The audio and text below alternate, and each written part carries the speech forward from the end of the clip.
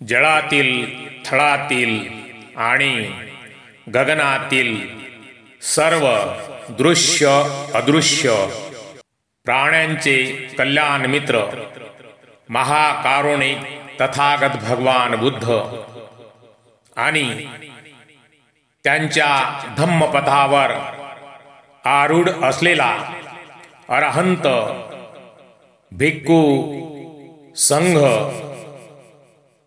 तसेच ज्यांच्यामुळे आम्हाला तथागतांचा अनमोल धम्म लाभला असे बोधिसत्व विश्वरत्न डॉक्टर बाबासाहेब भीमरावजी आंबेडकर यांना मी त्रिवार वंदन करतो.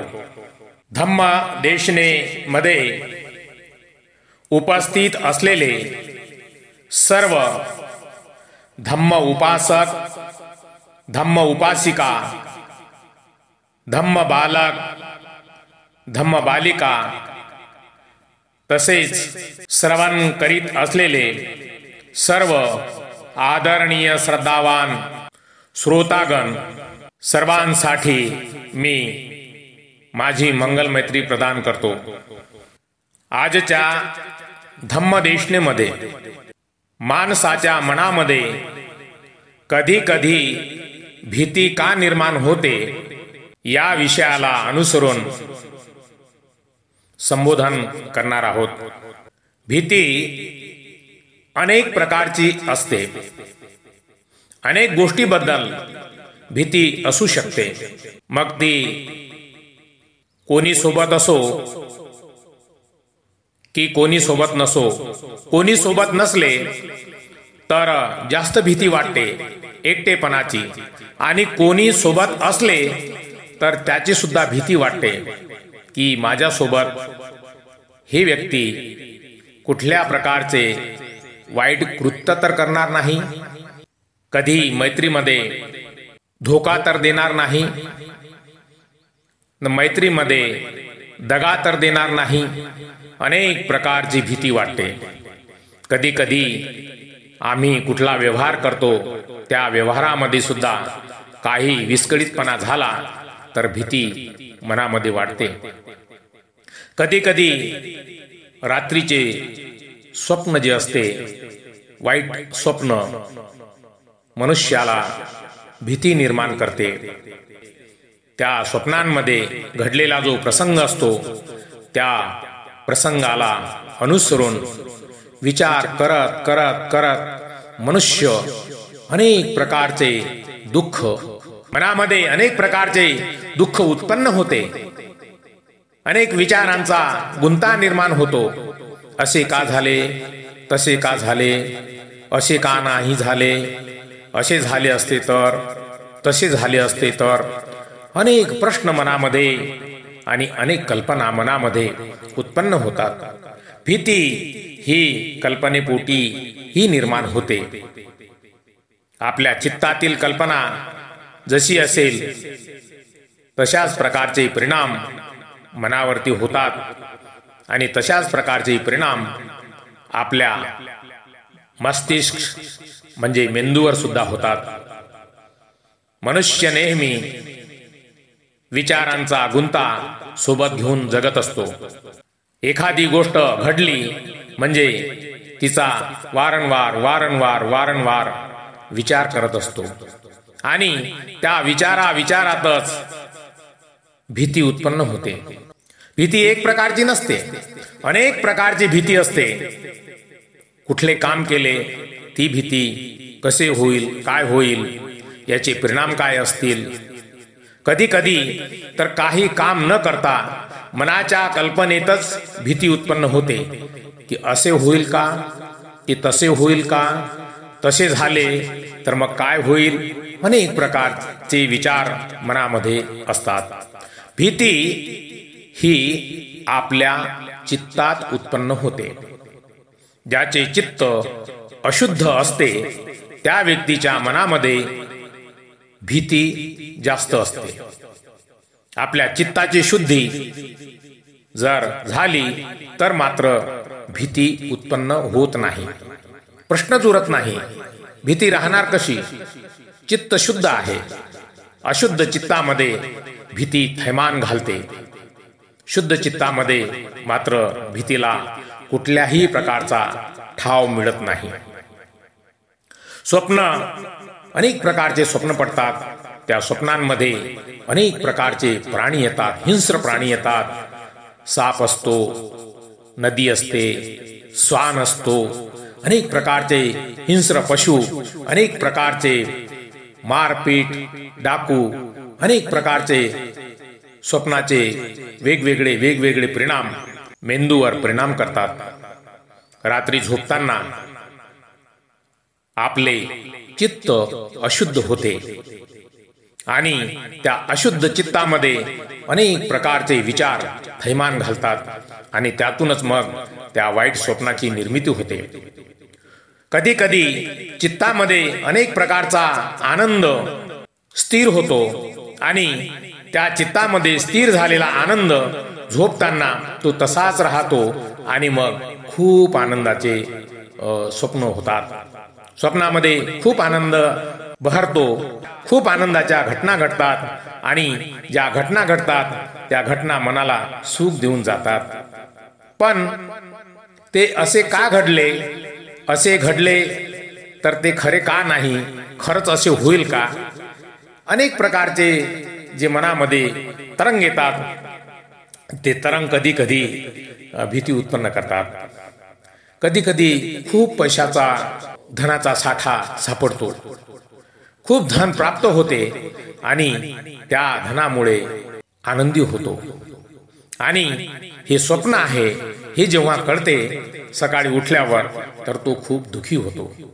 आणि माणसाला चांगले किंवा वाईट स्वप्न का पडते, हा एक प्रश्न आहे. स्वप्न पडण्याचे कारण की मनाची, चित्ताची अवस्था, अशुद्ध चित्ताची अवस्था वाईट स्वप्नास कारणीभूत ठरते. शुद्ध चित्ताची अवस्था ही आनंदाच्या स्वप्नास कारणीभूत ठरते. आपले चित्त जसे असेल तसेच स्वप्न पडतात आणि जसे स्वप्न पडतात तसेच आपल्या चित्ताचे परिणाम तयार होतात. चांगले स्वप्न पडले तर आनंदी, वाईट स्वप्न पडले तर दुःखी. स्वप्नांपासून मनुष्याला सुख आणि दुःख हे दोन्ही क्षण लाभतात. जे लोक आपले शुद्ध चित्त ठेवतात, ध्यान करतात, मेडिटेशन करतात, त्यांना मात्र कधीच वाईट स्वप्न पडत नाही. त्यांना नेहमी चांगले स्वप्न पडतात, कारण त्यांचे चित्त हे शुद्ध असते. अशुद्ध चित्त ज्यांचे असते त्यांना खूप वाईट प्रकारचे स्वप्न पडतात आणि त्या स्वप्नांचा परिणाम सुद्धा वाईट होतो. कारण चित्त त्या स्वप्नांचा पाठलाग करते आणि ढवळ्या दिवसा सुद्धा त्या स्वप्नांचा विचार करून करून आपल्या चित्ताला एक आवरण तयार होते आणि ते आवरण मग मेंदूमध्ये घर करते आणि तोच तो विचार, तोच तोच विचार करून मनामध्ये भय उत्पन्न होते.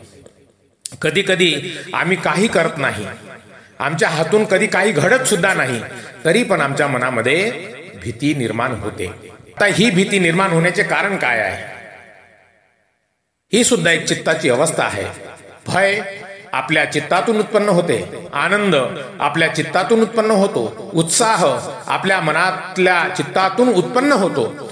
आपण जसा जसा विचार करणार तसे तसे चित्ताचे तरंग उत्पन्न होतात आणि जसे जसे आपण कुठले कार्य करू, काम करू, तर त्या कामातून चित्तामध्ये जे विचार संग्रहित होतात ते संग्रहित विचारच सुखही देतात आणि दुःखही देतात.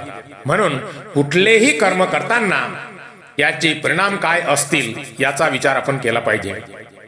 भय आणि भीती ही कधीही मनामध्ये बाळगू नये.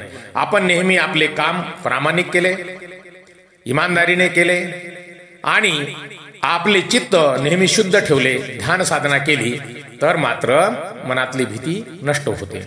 अनेक प्रकारच्या कारणांमुळे भीती उत्पन्न होते. कधी कधी आम्ही कल्पना करतो आणि त्या कल्पनेतून भीती उत्पन्न होते. काही कारण नसते, पण मनामध्ये अनेक विचार येतात. अरे, असे होईल का, ते तसे होईल का, आणि तसे झाले तर मग कसे करायचे, असं झालं तर कसं होईल, तसं झालं तर कसं होईल, अनेक प्रकारचे विचार आपल्या मनामध्ये येतात. आणि भीती ही काल्पनिक आहे. भीती ही काल्पनिक आहे. कल्पना जशी कराल तसेच चित्त उत्पन्न होते आणि जसे चित्त उत्पन्न होते तसेच त्याचे परिणाम सुद्धा मेंदूवर होतात. काही गोष्टी काही कारण नसताना कधी कोणाबद्दल भीती निर्माण होते. अरे तो असा करेल का, तो तसा करेल का, हे असे करेल का, तो तसे करेल का. काही कारण नसते, तो कधी येत नाही. साप असतो, साप दिसला की त्याला मारा, त्याला मारण्याची भावना उत्पन्न होती की अरे याला मारा आधी, हा आपल्याला चावणार. साप चावला म्हणजे मरण पावणार. तो साप चावत नाही, पण त्याचा नाहक बळी घेतला जातो, हिंसा केली जाते, त्याला मारले जाते. आणि ज्या प्राण्यांनी आपल्याला कधी दुखावले नाही, स्पर्श सुद्धा केला नाही, त्या निष्पाप प्राण्याला सुद्धा आपण मारून टाकतो. कधी कधी काही कारण नसते तरी आम्ही हिंसा करतो. कारण कल्पना आहे. कल्पना जो मनुष्य करतो, अरे नाही असं नाही, असे होईल, ते होईल की नाही होईल तो भाग वेगळा आहे. पण असे होईल असे मनात जर आले तर तो मनुष्य निश्चित तसा करतो, ती कृती करतो की नाही हे असं केलं तरच होईल, हे नाही तर होणार नाही. आणि त्याचे परिणाम कल्पनेतूनच त्याचे परिणाम उत्पन्न होऊन ती व्यक्ती ते कार्य करते. आणि ते कार्य करते त्याला नंतर त्याचा पश्चाताप सुद्धा होतो. आणि पश्चाताप झाला म्हणजे भीती उत्पन्न होते. कधी कधी काही लोक सापाला मारतात आणि मनामध्ये विचार करतात की अरे या सापाला मारले, पण कधी याचा कोणी सोबती नाग असेल, नागिन असेल तर तो ते येईल का, आणि इथं येईल का, ती आल्यानंतर मला काही दंश वगैरे करेल का. अनेक प्रकारची भीती उत्पन्न होते. कल्पनेपोटी भीती उत्पन्न होते. कल्पना ही करणे योग्य नाही. प्रकृती अनित्य आहे. प्रकृतीतील सर्व जे घटक आहेत ते अनित्य आहेत. सजीव असो का निर्जीव असो, परिवर्तन हा जगाचा नियम आहे, प्रकृतीचा नियम आहे.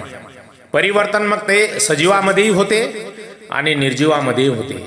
काही उपासकांना वाटेल की परिवर्तन हे फक्त सजीवातच होते.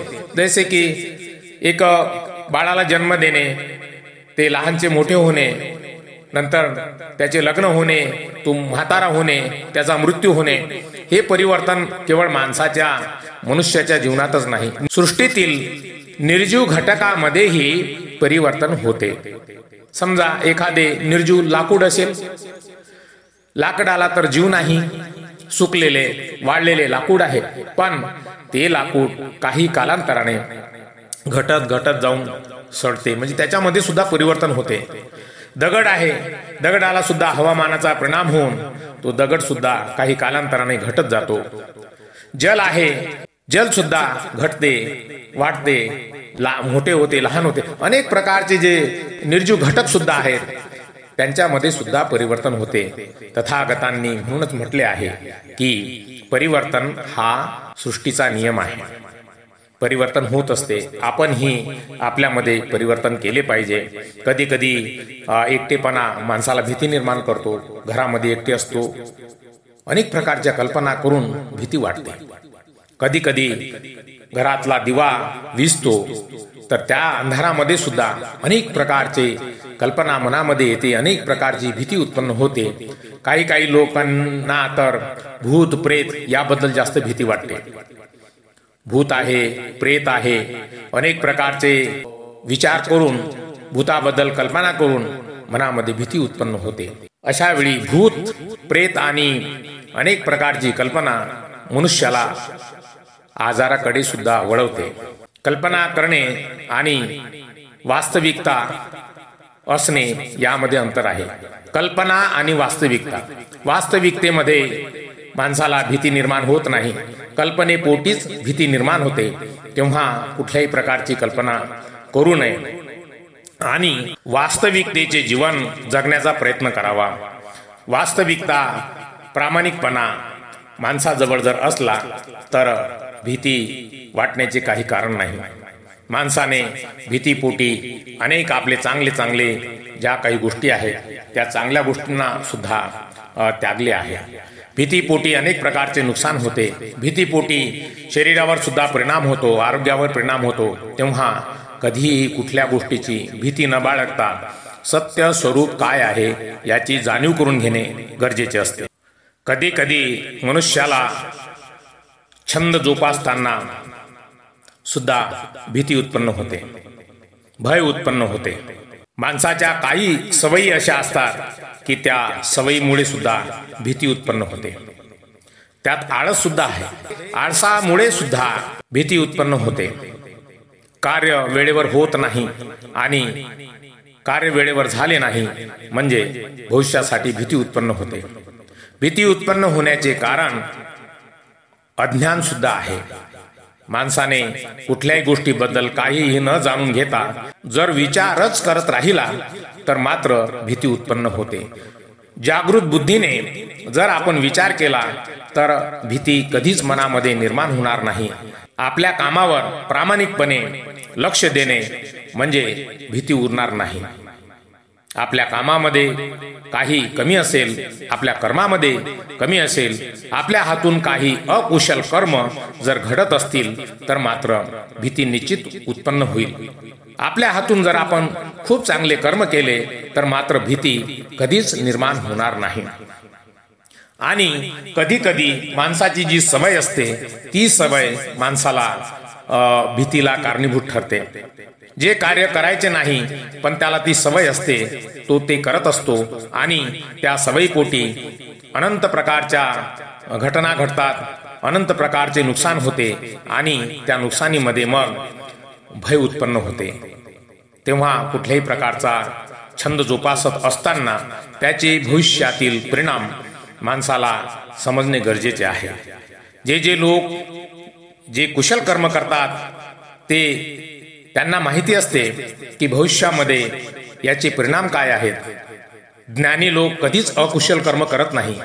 ज्ञानी लोक नेहमी कुशल कर्माचे वाटेकरी ठरतात आणि आयुष्यामध्ये नेहमी त्यांना सुखाचे वलय उत्पन्न होते आणि ते सुखाने जगतात. तथागतांचा धम्म हा सुख वलय देणारा आहे. धम्मामध्ये तथागतांनी सांगितलेले जे पंचशील आहे, आम्ही जर पंचशीलाचे पालन केले तर मात्र आमचे अनेक संकटे हे दूर होतील, अनेक भय दूर होतील, अनेक अकुशल कर्म आमच्या हातून घडणार नाहीत आणि जे कर्म घडणार ते कुशल कर्मच घडणार. आणि कुशल कर्म जर घडले तर आम्हाला कधीच वाईट स्वप्न पडणार नाही. कारण आमच्या कर्मातून जर अकुशल काही घडलेच नाही, वाईट काही घडलेच नाहीत तर मग आम्हाला वाईट विचार मनात येईल कसा. माणसाचे मन तेव्हाच आनंदी असते जेव्हा माणूस चांगले कर्म करतो, कुशल कर्म करतो, त्याला खूप आनंद वाटतो. कारण कुशल कर्म मनाला आनंद देणारी गोष्ट आहे, अकुशल कर्म माणसाला दुःख देणारी गोष्ट आहे, पश्चाताप देणारी गोष्ट आहे.